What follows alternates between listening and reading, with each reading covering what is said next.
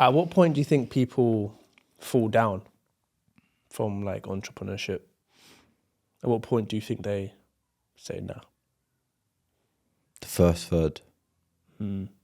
I think getting started is where people fall down the most. Speak to someone like an aspiring entrepreneur. I speak to people in the property industry that are getting started all the time, and they say to me, "Yeah, I tried drop shipping, didn't work. I tried trading, it didn't work. I tried this, it didn't work."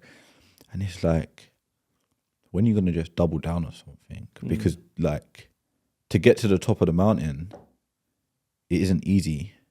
But to give up is way easier on the first third. When if you're 90% of the way there, it's harder to go back down than it is to go to the top. And have you always know what you want? Have you ever been thinking, I'm gonna do property, and then you see another shiny object like FBA? Yeah. It happens in all of us, right? I'm the same. I've done FBA, I've done affiliate marketing, I've done everything. I think not so much that I've done it, but I think a lot of the time I'll look at a business and I'll have thoughtful thinking about it, and I'll think, yeah, the economics of this business makes a lot of sense. Property is very cash intensive. Like, show me a property developer that's come up from nothing, that didn't have to raise funds. Like, it's very hard to find. But then you have lots of business owners that have started a trading business, and that business is trading for 5, 6, 10 years, however that looks.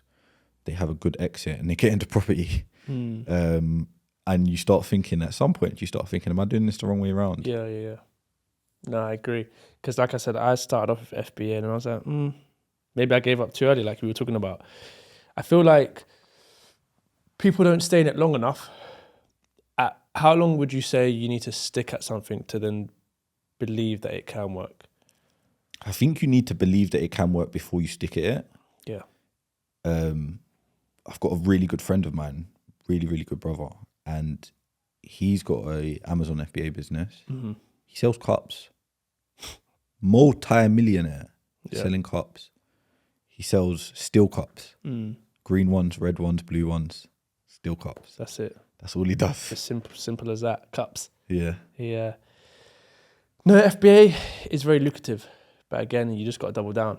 Yeah. And not get distracted on other shiny objects. And when he speaks to me about it, I say to him, bro, that's great. If you ever want to get into property, let me know, because that's what I do and that's what you do. It's creating that mastermind, right? Yeah. So speaking to someone that's got the experience in helping you, right? Yeah. Have you had a lot of mentors in your life? I'd say... Not specifically property. I'd say unintentionally, yeah. If you define what a mentor is, I think it's a very loose description, definitely in today's society as well. But I'd say I've learned a lot of lessons from a lot of people, and whether people even know it, they've acted as a mentor in my life. Sometimes that's because they've done something bad. Sometimes that's because they've done something good. Sometimes that's because I've been watching from a distance.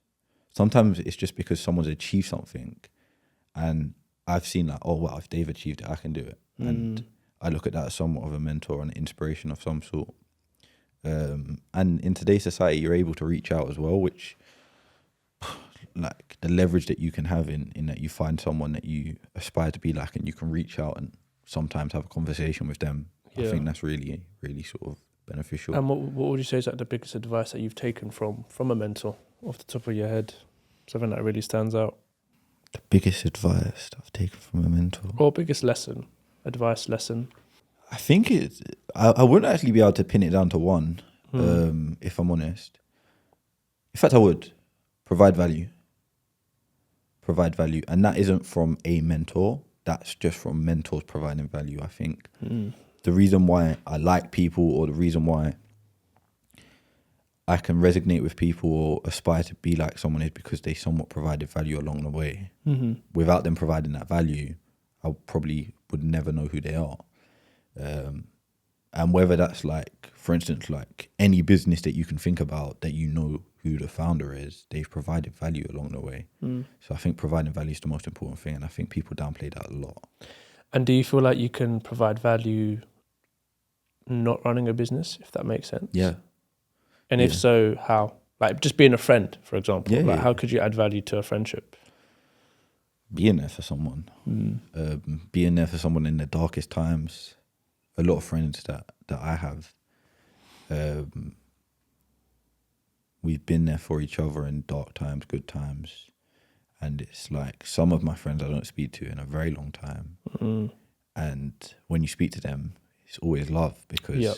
you know that just because I'm not speaking to you every day, it's like there's still love there.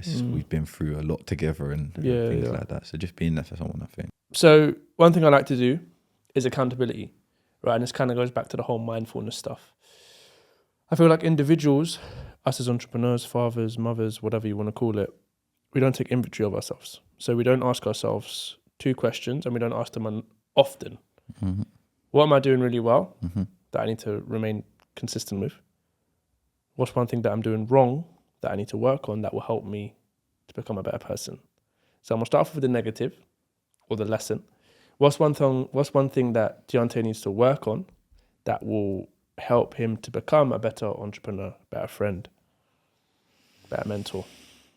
Again, it doesn't have to be related to your business. It Yeah, can be no, this something- one definitely isn't related to the business. This one is personally, I feel like because I have a very firm mindset as to what I want and when I want it, I find it very hard to resonate with people when they're going through tough times. So although I'm always there as a shoulder to cry on, I intentionally know that I'm probably not the best shoulder to cry on because I find it hard to be compassionate. Okay. Because my mentality is like, wipe the tears away, let's get things done. Like there's a solution to this problem. And I think that's having that entrepreneurial mindset where it's like you can fix everything. So it's almost like there's a solution to this problem. Let's fix the problem rather than sometimes just being compassionate.